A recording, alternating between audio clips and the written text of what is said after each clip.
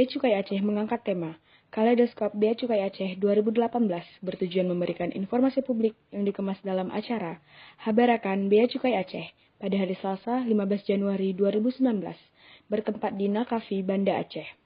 Acara tersebut dihadiri oleh 70 rekan media massa lokal maupun nasional. Roni Rosviandi selaku Kepala Kantor Wilayah DJBC Aceh memaparkan pencapaian Bea Cukai Aceh selama 2018.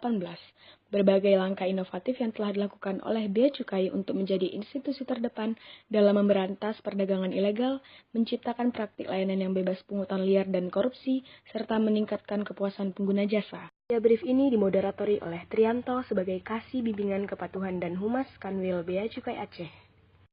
Penerimaan yang berhasil dicapai oleh Bea Cukai Aceh pada tahun 2018 sebesar Rp87.376.989.095.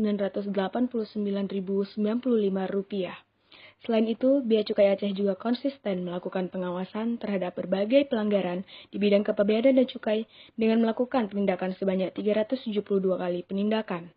Termasuk di dalamnya penindakan terhadap 16.820 batang rokok ilegal, 180 bungkus rokok ilegal, 88 kg metafetamin, 30.000 butir ekstasi, dan 20.000 butir Happy Five, sambung Roni. Bambang Lusanto Gustomo selaku Kepala Kantor KPBBC TMPC Banda Aceh juga memaparkan materi tentang wilayah bebas korupsi dan wilayah birokrasi bebas melayani.